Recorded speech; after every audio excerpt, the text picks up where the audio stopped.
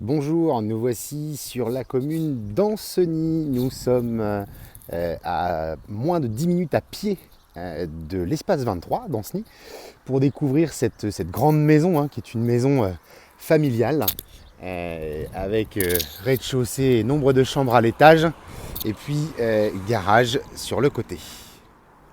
Voilà, comme je le disais, grand garage également sur le côté avec éventuellement une petite entrée indépendante. Et tous les combles là-haut, on le verra tout à l'heure, qui sont aménageables. Allez, rentrons. Alors juste un peu d'indulgence sur l'entretien des espaces extérieurs. C'est une maison qui n'est plus occupée.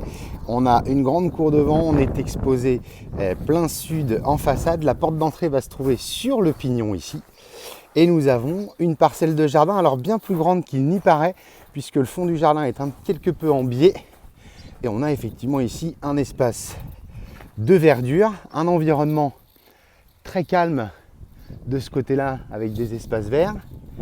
On a cette véranda sur l'arrière couloir qui va ramener aussi le soleil du matin. Et puis cette belle glycine, alors qui demanderait forcément à être un peu taillée. On en fait le tour, mais on a ici du coup une petite pergola naturelle sous la glycine. Et on va découvrir l'arrière du garage. On peut passer un véhicule jusque sur l'arrière. Grosse œuvre en parfait état partout.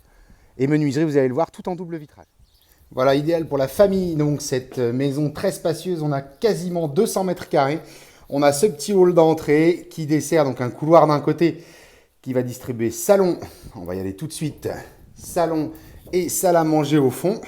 Donc là, on a un petit coin salon qui peut aussi faire un bureau ou une chambre éventuellement au rez-de-chaussée. Ça va donner sur la véranda. Et puis de ce côté-ci, la pièce à vivre.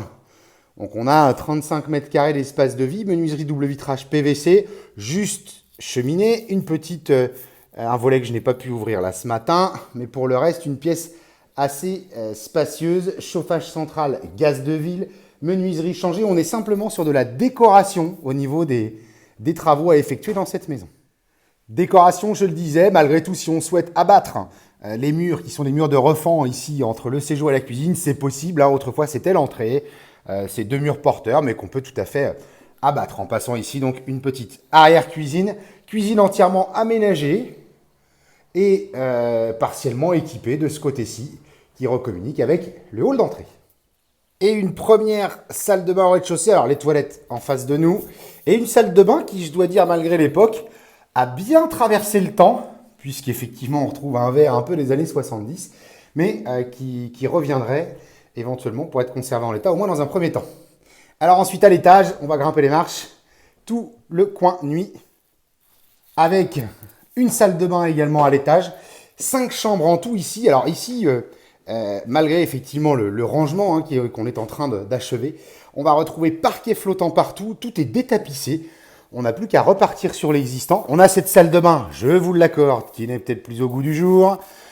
Un toilette quand même à l'étage, mais des chambres volumineuses avec le chauffage central au gaz, des menuiseries toutes changées, des volets bois qui sont en bon état. 3, 4 et 5 chambres, donc idéal pour la famille et à l'étage, vraiment de la décoration. Voilà, donc là on est reparti au rez-de-chaussée, on part du petit salon. Voilà la petite véranda verrière idéale pour les plantes en période hivernale. Les petits oiseaux, voilà, qui nous accueillent. Et ici, donc, le garage qu'on voyait de tout à l'heure à l'extérieur, 2 portails électriques sectionnels d'un côté et de l'autre. On a un espace de garage d'à peu près 40 mètres carrés, une cour devant. La petite porte qu'on voyait tout à l'heure, qui pourrait éventuellement faire office d'un logement indépendant. Si on se sent l'âme éventuellement des chambres d'hôtes ou gîtes à l'étage, vous avez tout ce grenier qui représente une surface encore de 40 mètres carrés ici, qu'on va pouvoir aménager et éventuellement le faire communiquer avec la maison d'habitation puisqu'on a une porte là qui va donner dans le fond des chambres de l'étage. Voilà donc pour cette maison cœur d'Ancenis que je vous propose donc de retrouver sur www.mbcimo.com. À très vite.